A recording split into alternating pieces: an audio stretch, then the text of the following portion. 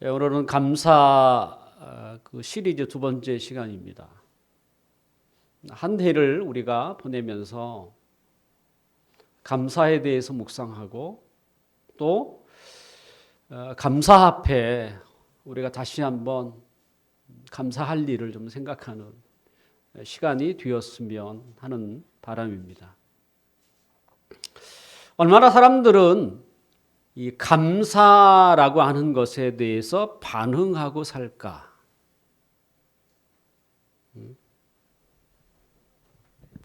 어떤 분은 이 감사에 대한 반응, 감사합니다라고 하는 이것이 하나님의 자녀에게 준 놀라운 선물이라고 표현한 사람도 있습니다. 저는 그 말도 맞다고 여겨져요. 왜냐하면 사도 바울이 로마서 1장에 보면 세상의 죄를 지적하세요. 세상의 죄가 뭐냐? 그것은 두 가지를 이야기하는데요. 하나님이 계시다고 하는 것이 만물을 통해서 보여졌는데도 불구하고 하나님을 알지 못한다. 또 하나님을 부인한다. 이건 죄라는 거죠. 또 한 가지 신의 존재를 인정하지만 그 인정뿐인 거예요. 그 신에게 감사하는 일도 없고 영화롭게 하지 않는 것도 그것도 죄라는 거예요. 그러고 보면 하나님의 자녀가 되었다는 것은 사실은 비로소 하나님을 알 정도가 아니라 그 하나님 앞에 감사로 반응하는 사람.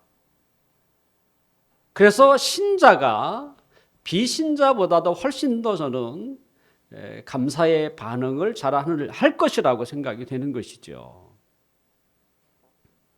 분명 우리가 세상의 사람들보다 감사라는 말을 자주 합니다만, 하지만 그 감사가 그저 마음에도 없는, 때로는 생각이 없이 그저 감사를 남발하는 것이라면 그건 그렇게 좋은 것 같지가 않게 보입니다. 그래서 감사도 좀 이렇게 감사가 표현되어야 할 때 표현되는 게 좋겠죠. 일반적으로 장례식장에 가서 장례 예배를 드릴 때에 기도하는 사람들의 금기어가 뭐냐면 감사예요.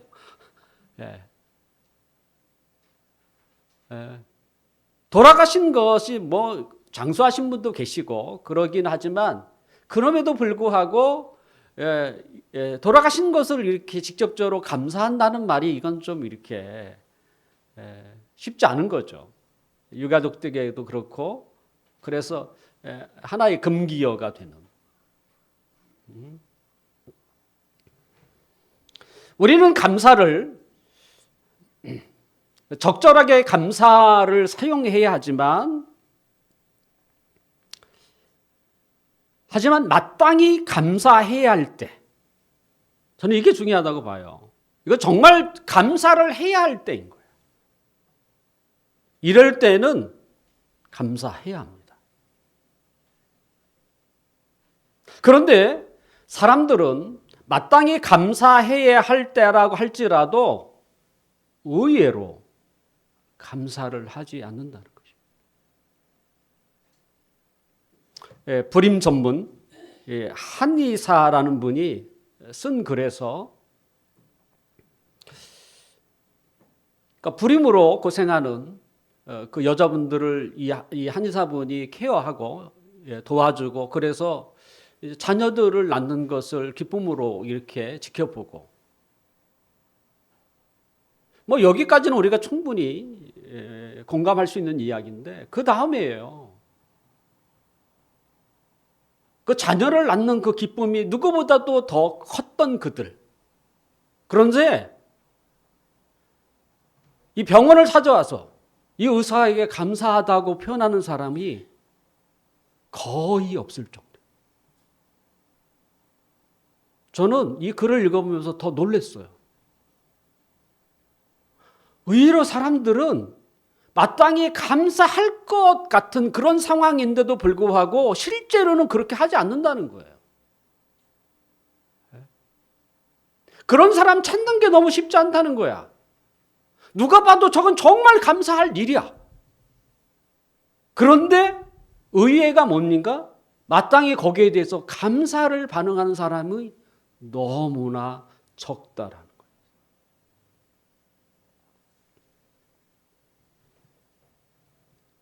과연 우리는 어떠한가? 지금 다른 사람 이야기가 아니라 그러면 나는 또는 우리는 어떠한가? 그리고 이 감사의 반응을 하는 것이 얼마나 중요할까? 오늘 본문은 우리에게 그것을 가르쳐주고 있어요. 예수님이 예루살렘, 갈릴리에서 예루살렘으로 가시려고 하십니다. 남쪽에 그 예루살렘이 있고요. 북쪽 갈릴리가 있습니다. 남쪽 예루살렘과 북쪽 갈릴리 중간에는 사마리아 땅이 있습니다. 그러니까 예수님이 갈릴리를 떠나서 이제 예루살렘으로 내려갈 때에 갈릴리와 사마리아의 경계를 넘어가셨습니다. 본래 유대인들은 이 사마리아 땅을 밟지 않습니다. 같은 유대인이지만 거기에는 혼혈족들이 많이 살다 보니까 저기는 우리 민족, 순수한 우리 민족이 아니다. 그래서 기피를 했고요. 그래서 사마리아 땅을 통과하지 않고 대부분 우회해서 남쪽 유대를 갔어요. 근데 예수님은 이 사마리아 땅을 이렇게 경계를 넘으신 거죠. 그리고 예수님은 그 경계 넘어서 가까운 마을로 들어가셨습니다. 예수님과 그의 일행들이죠. 예수님을 따르고 있는 제자들이 그 가까운 마을에 들어가시는 것이죠. 그런데 예수님이 그 마을에 들어가는 장면을 멀리서 지켜보는 사람들이 있었습니다. 그들이 누구일까? 오늘 본문 12절과 13절을 함께 볼까요? 12절과 13절 앞에 영상이 있습니다. 한번 볼까요? 한번 읽어보겠습니다. 시작. 한 마을에 들어가시니 나병 환자 10명이 예수를 만나 멀리 서서 소리를 높여 이르되 예수 선생님이여 우리를 불쌍히 여기소서 하거늘. 멀리서 예수님과 예수님의 일행이 마을에 들어가는 것을 지켜본 사람들이 있었는데 그들이 누구냐면 나병 환자였습니다. 그들은 왜 예수님께 가까이 오지 못했을까? 왜 멀리서 그걸 지켜봤을까? 거기는 사연이 있죠. 그 사연이 이 나병이라는 병 때문에 그렇습니다. 이 나병이라는 병을 앓게 되면 사람들과 가까이 가서는 안 됩니다. 이건 전염병이에요. 더군다나 이 병은 고칠 수 있는 병이 아닙니다. 지금이야 현대의학이 고칠 수 있다고 그래요. 근데 당시만 해도 고칠 수 없는 병, 나병 환자였습니다. 그래서 그들은 사람들을 좀 멀리 했죠. 또 사람들이 접근해 보면 오지 못하도록 경계를 표시했습니다. 그래서 이 나병 환자들은 그 마을과 멀리 떨어진 곳에서 작은 공동체를 이루며 가족이나 때로는 마을 사람들이 건네주는 것으로 겨우 이 생명을 유지하고 있었던 것이지요. 더군다나 이 나병은 고칠 수 있는 병이 아니잖아요. 고칠 수 없다는 말은 뭡니까? 시간이 감에 따라 점점 심해진다는 이야기잖아요. 나병은요, 감각이 없는 병입니다. 그러니까 못에 찔리면 우리가 아프다는 표현을 하잖아요. 근데 나병은 못에 찔려도 감격이 없어요. 손가락이 잘려나가도 발가락이 잘려나가도 전혀 감격을 못 느껴요. 그러니까 우리는 작은 송곳이나 이럴 때 찔릴 때 아픈 것은 그건 정상인 거예요. 예. 근데 나병 환자는 절대 고통을 못 느끼는. 그러니까 이게 무서운 거예요. 이게 무서운 거예요. 예. 생각해 보세요. 손가락이 잘려 나가도 아프지가 않는다니까요.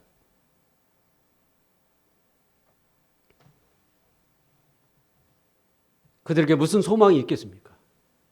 고칠 수 없는 병이죠. 또 사람들과 함께 할 수도 없죠.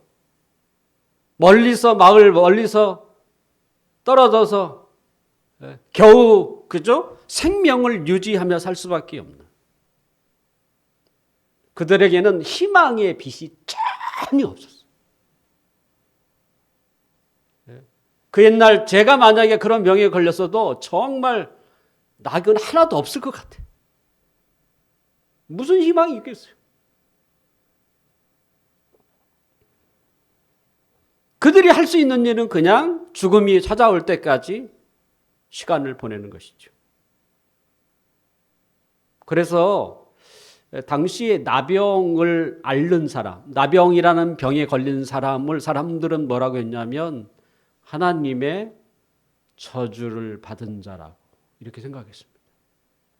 그만큼 고칠 수 없는 병을 가졌고 사람으로서 살 수 없는 그런 환경 속에서 살 수밖에 없는, 그러니까 인간으로서 살아가는 삶이 아닌 거예요. 그래서 하나님의 저주를 받은 사람.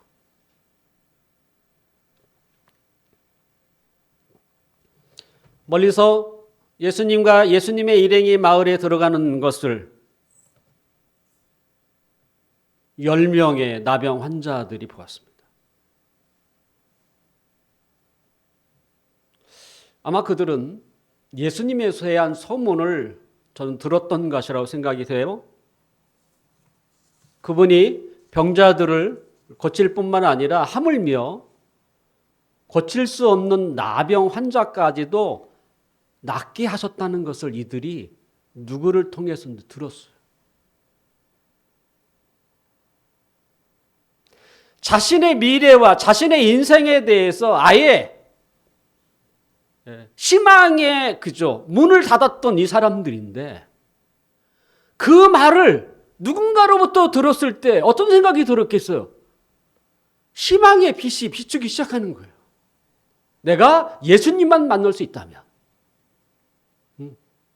이제부터 나의 나병은 치료되고 지금까지 이 마을 멀리서 희망 없이 살았던 이 삶을 이제 보장받을 수 있을 거라고 하는.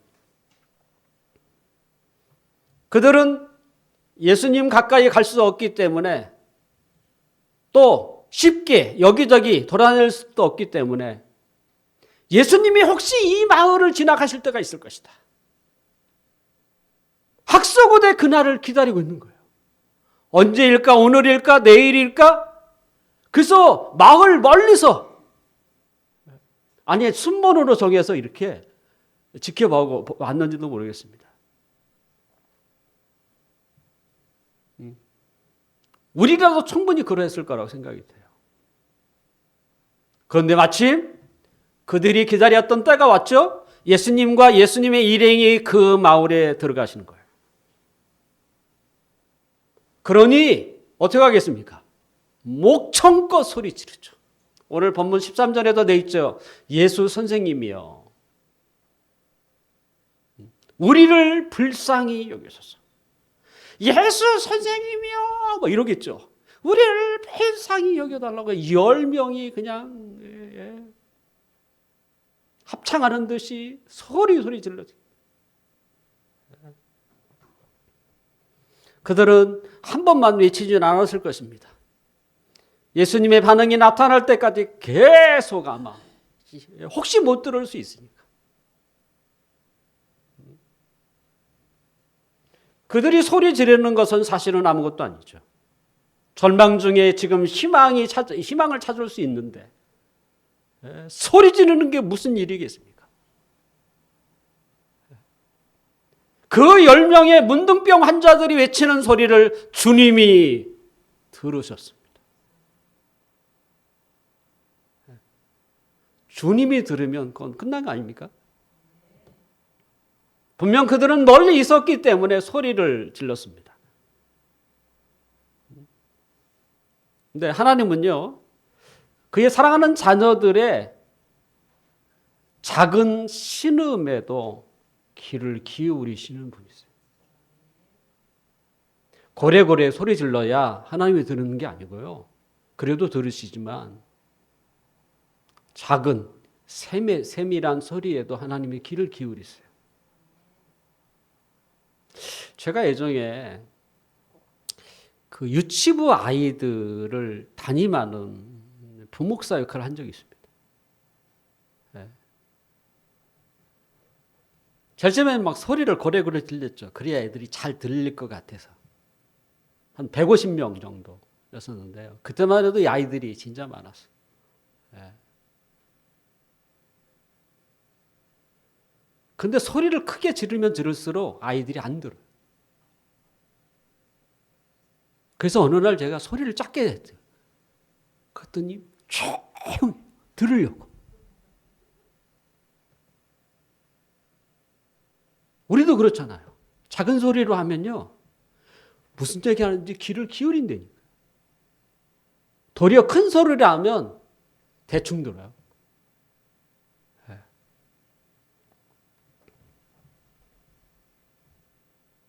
사무엘을 낳았던 한나는 하나님께 자식을 달라고 그는 소리치지 않았습니다. 마음으로 울부짖었어요. 하나님은 그 마음을 보셨고요. 그에게 자식을 주셨습니다. 하나님은 우리의 작은 소리에도 하나님이 귀를 기울이시고요. 때로는 내가 하나님 앞에 이런 기도했는가라고 나도 잊은 것을 하나님이 기억해내세요. 저는 그럴 때마다 너무 깜짝 놀래, 사실은. 맞아, 내가 예전에 그런 비슷한 기도 한 것 같아. 근데 하나님이 그 기도에 지금 응답하시는.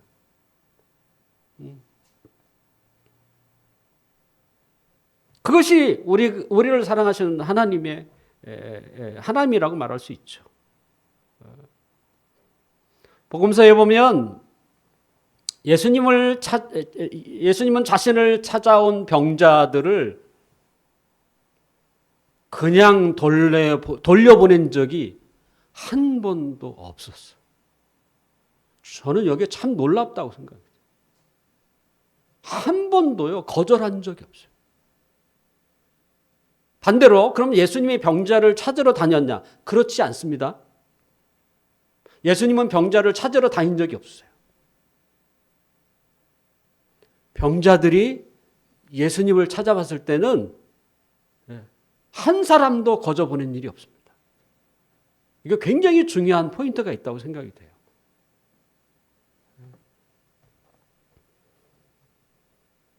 그들은 한결같이 자신의 병을 낫고자 하였다면 예수님을 찾아왔습니다. 그리고 예수님께 간구했죠. 나를 불쌍히 여겨달라고 이야기를 했습니다. 예수님 옆에 있었던 게 아니에요. 그분을 찾는 게 중요해요. 자, 교회에 왔다면 예수님을 찾아야죠.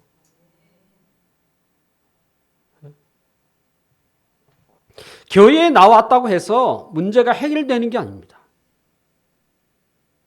아무리 목사님이 그에게 관심을 갖고 기도해 줄 수는 있지만 본인 스스로가 진심과 힘을 다하여 하나님을 찾는 것이 훨씬 중요합니다. 교회에 와서 모든 것이 잘 해결될 거야. 그렇지 않습니다. 교회에 오셨으면 교회의 주인이신 하나님을 찾아야죠. 이게 중요해요. 왜 그게 중요합니까? 우리의 문제를 해결하실 수 있는 분은 하나님이시기 때문에. 그리고 그분이 원하는 자는 당사자예요. 하나님이 그 사람을 원하고 계시는 거야. 중간에 누구, 중개인이 필요한 게 아니에요. 하나님은 그 당사자를 원하고 계세요. 그리고 그 사람의 문제를 해결하실 수 있는 분은 하나님이신 것이죠.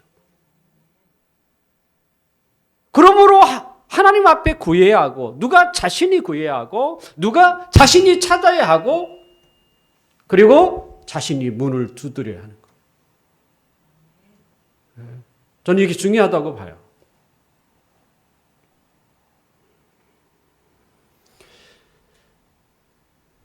예수님과 예수님의 일행이 마을로 들어가는 것을 본 10명의 나병 환자들은 묵묵히 그것을 지켜본 사람들이 아니고요. 예수님을 찾았어요. 예수 선생님이요. 예수 선생님이요. 우리를 불쌍히 여기소서. 불쌍히 여기소서. 그 말을 예수님이 들으셨습니다. 그 말을 들은 예수님이 그들에게 무엇이라고 말씀하셨을까요? 오늘 본문 14절을 함께 읽어볼까요? 14절 앞에 있네요. 시작. 보시고 이르시되 가서 제사장들에게 너희 몸을 보이라 하셨더니 그들이 가다가 깨끗함을 받은지라. 예수님의 답변이었습니다. 예수님은 그 10명 문둥병자에게 가라. 어디로? 제사장에게 가라고 말씀하세요. 본래 문둥병이 고칠 수 없는 병이지만 혹시 나은 것 같다라고 그게 느껴지면 누구에게 제일 먼저 가냐면 제사장에게 갑니다. 그 다음에 이거 제 몸에 나병이 걸린 것 같아 라고 하면 누가 진단을 해주냐면 제사장이 진단을 끌어줍니다. 이 사람은 나병 환자입니다. 그러니까 당시 제사장은 진단도 해주고 나병 환자라고 하는 진단도 해주고 이분이 나병에서 고침을 받았다고 하는 진단서도 내려주는 거예요. 그러니까 제사장에게 가라고 한 거예요. 예수님은 병자를 고칠 때마다 대부분의 경우가요. 행동을 요구하세요. 행동을 요구하세요. 예수님이 이렇게 이 말로 다 고치는 경우는 그렇게 흔하지 않습니다. 이 나병 환자는 뭐예요? 멀리 있으니까.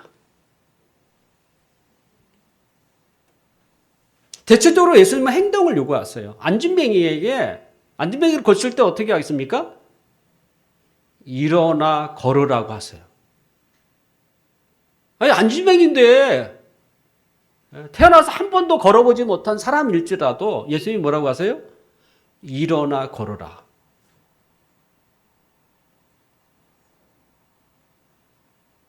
예수님이 일으켜주는 게 아니에요. 일어나 걸어라. 이 예수님의 말씀을 네가 믿을 수 있느냐? 믿으면 내가 걸을 수 있다는 얘기잖아요. 눈이 보이지 않는 소경에게 예수님은 예루살렘에 있는 실로암 못에 가서 눈을 씻으라 이렇게 얘기했어요. 당연히 그 말을 따랐던 이 사람은 실로암 못에 눈을 씻었더니 나은 거죠. 그러면 그 사람이 그 전에 실로암 못에 세수를 안 했느냐? 했어요. 그러니까 그것과 다른 거예요. 예수님이 말씀해서 그 말씀에 순종하는 것과 그 말씀이 없을 때 내가 가서 실로암 못에 눈을 씻는 건 다른 이야기인 거죠. 또한 예수님은 뭐라고 하십니까? 의심하지 말고 가라 이렇게도 하세요. 꼭 예수님은 행동을 요구하세요. 나병 환자에게 예수님이 뭐라고 합니까? 고! 가라! 대제사장들에게로. 이건 믿고 가야 되는 거예요. 그런데 만약에 아니 지금 내가 나병 환자가 낫지도 않았는데 뭘 제사장에게 가요? 혹시 이런 생각을 했다면 못 가는 거예요. 예수님이 미쳤구나.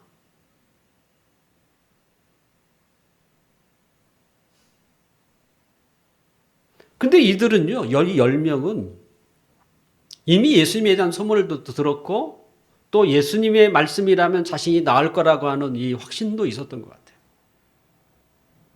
그리고 그들에게 예수님이 가라. 예수님이 말씀하실 때 고쳐진 게 아니에요. 성경에 보니까 가는 중에 그들의 병이 고침을 받았다고 되어 있어요. 행동을 옮기셔야 돼요. 그래야 내가 예수님을 믿는다는 것이 확연하게 드러나는 거예요. 말로만 믿습니다. 이건 큰 의미가 없습니다. 진짜 의미 없어요. 그 믿음을 산 믿음이라는 것이 살아있는 믿음이라는 것을 나의 행동을 통해서 나타내는 게 중요한 거죠. 그럴 때 거기에 뭐가요? 하나님의 역사가, 하나님의 능력이 거기에서 나타나는 거예요.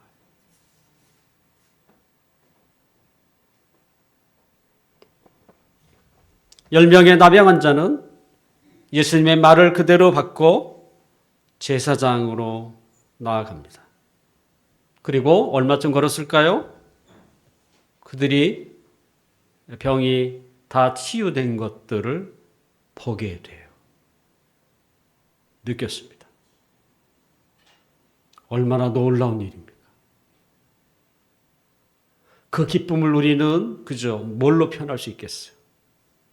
세상을 다 가진 사람처럼 흥분했을 것이고 새의 깃털처럼 그들의 몸도 가벼웠을 것이고 오랫동안 보지 못한 가족과 친구들을 만날 생각을 하니 감기역이 막 밀물처럼 그들에게 몰려왔을 것입니다.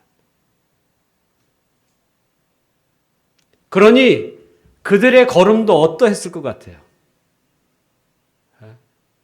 빨라졌을 것 같아요. 달려갔을 것 같아요.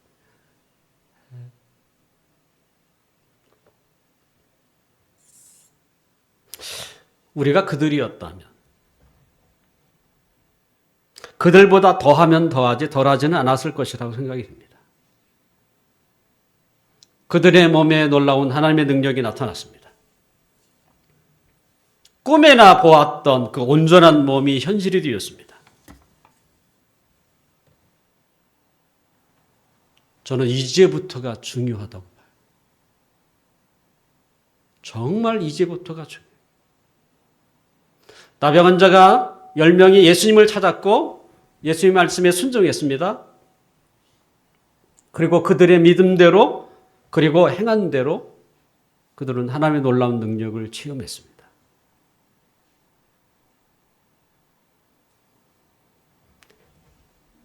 그들이 체험했던 하나님의 놀라운 이 스토리, 이야기. 누구를 만나든 아마 그 이야기를 전하고 싶은 마음이 굴뚝 같았을 것 같아요.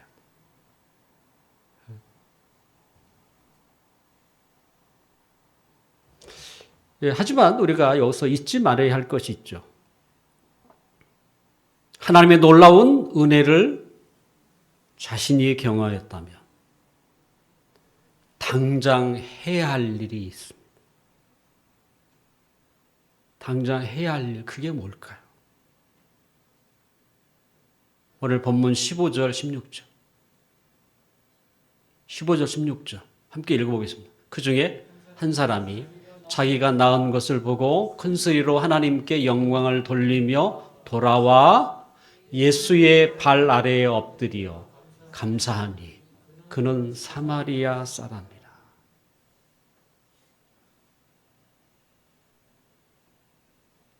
이게 그렇게 중요한 것입니다. 자신의 몸에 하나님의 놀라운 능력이 나타난 것도 중요하지만 더 중요한 것은 이거예요.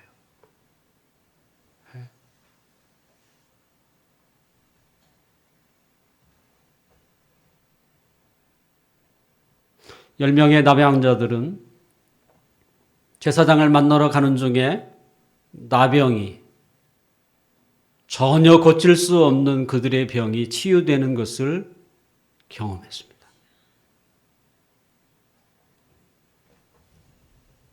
그것을 경험한 그들은 모두 다 감격과 흥분에 쌓여 있습니다. 그 10명 중에 한 사람이 자신의 몸에 나타난 하나님의 역사를 그가 보면서 큰 소리로 하나님께 감사를 했습니다.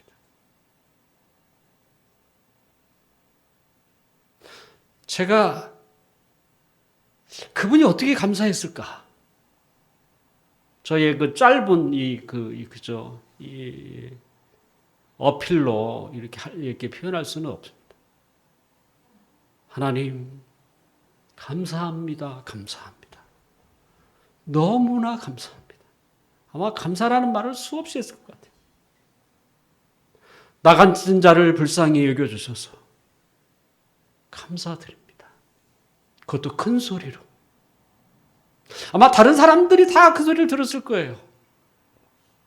그들도 분명 감사의 마음이 왜 없겠어요? 그렇지만 그들의 마음과 걸음은 이미 가족이나 친구에게 있었습니다. 9명은 신속히 마음의 생각을 실행에 옮겼고 유대인들이 이방인이라고 취급하는 그 사마리아 사람은 가던 길을 멈추었습니다. 그리고 예수님께 돌아왔어요. 예수님의 앞에 선 그 한 사람, 그는 무릎을 꿇고 감사의 말을 전했습니다.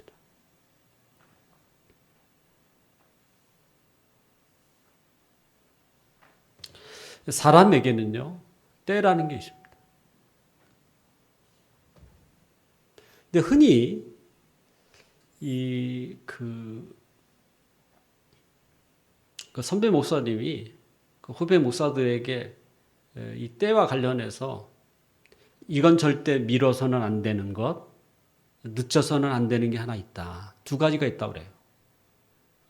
하나가 뭐냐면 이렇게 신방이죠. 지금 신방은 없어졌습니다만 이렇게 누군가가 이렇게 결석하거나 빠질 때 그 시간이 굉장히 중요하다. 그 얘기고요. 또 한 가지가 감사예요.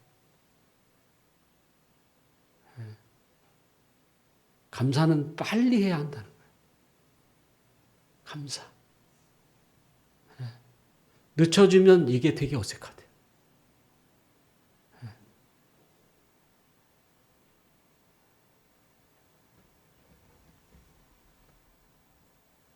무엇보다도 감사는 신속해야 합니다. 혹 시기를 놓쳤다고 할지라도 나중에라도 우리는 감사하는 사람이 되어야 합니다. 근데 신속하게 하는 것이 훨씬 더 효과적입니다. 더군다나 하나님 앞에서는요, 훨씬 더 중요합니다. 왜요? 왜 이게 중요할까요?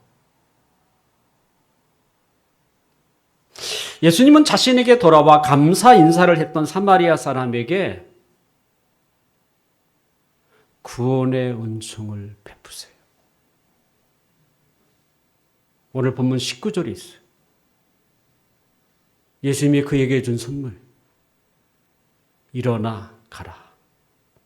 내 믿음이 너를 구원하였다.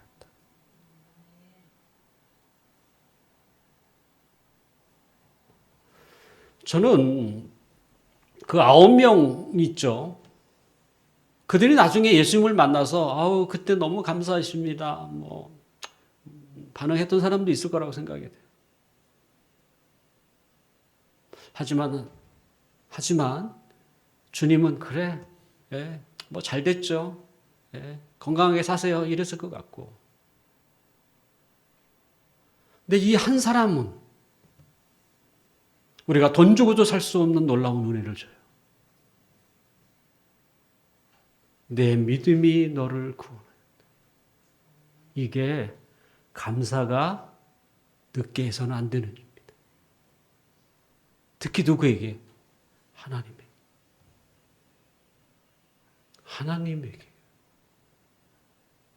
사람에게도 감사는요, 빨리 하는 게 효과적입니다. 하지만 늦게 할 수도 있습니다. 효과가 떨어질지라도. 하지만 하나님 앞에서 감사는요, 신속해야 합니다.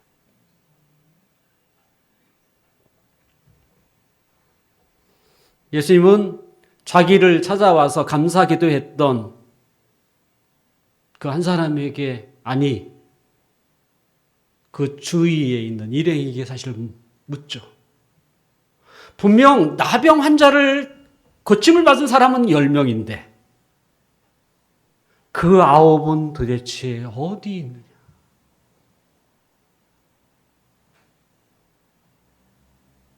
(10분의 1이) 돌아왔다니까요. 그 9이 어디 있어요? 아니, 고칠 수 없는 병, 희망도 없이 살아가는 이들의 삶에 희망의 불씨를 심어줬던 게 예수님이었죠. 당연히 우리 같아도 왜 당연히 감사, 이건 뭐 너무 이렇게 감사할, 하지만 실제는 아니라는 거예요.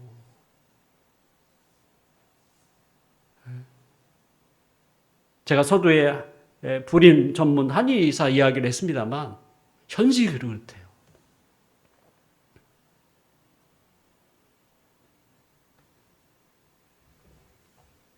예수님은 그 9을 찾고 계세요. 그 9은 도대체 어디 있나? 하나님은 우리에게 병을 고쳐주시는 것도 기뻐하시지만 하나님이 진작 원하는 건 뭐예요? 구원의 은총. 하나님의 자녀로 찾는 것을 더 기뻐하세요. 그래서 그 9을 찾으시는 거예요. 그것을 계기로 해서 하나님을 믿을 수 있도록, 그것을 계기로 해서 하나님의 자녀가 되는 놀라운 축복을 주려고 했는데 그들은 그것을 쳐버린 사람들.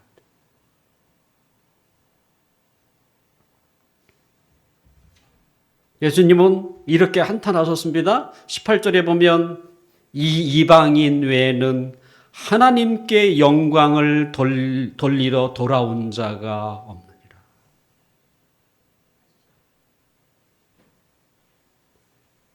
결국 하나님께 감사하는 자가 하나님께 영광을 돌리는 자인 거예요. 하나님의 은총은 사실 모든 사람들에게 다 비춰주죠.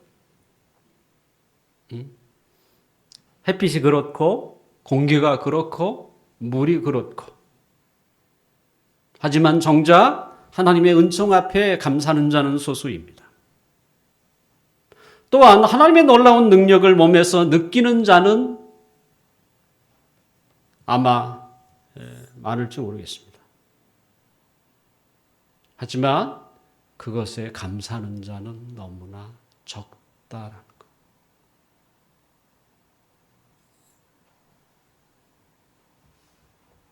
하나님의 우리의 소에 귀를 기울이시고 하나님의 우리의 문제를 해결해 주시는 이유가 있다면 그것은 우리로 하여금 하나님께 감사를 드리기 위함이에요.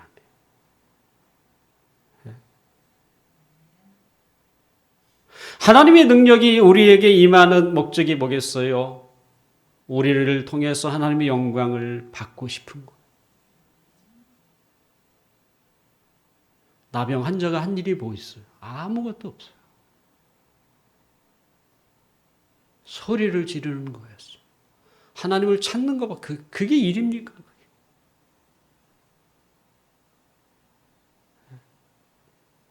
하나님이 그들의 문제를 해결하고 그들의 병을 치유하시죠. 왜요? 하나님이 그것을 통해서 영광을 받고 싶었다. 하나님이 그것을 통해서 감사를 받고 싶은 거예요.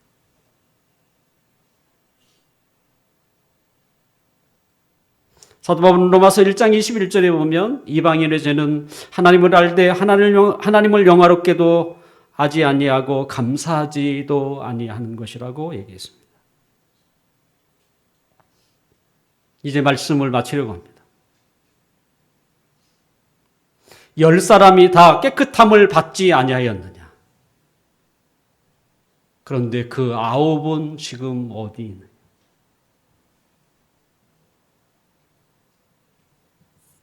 우리는 그 9사람 안에 들어가 있으면 안 됩니다.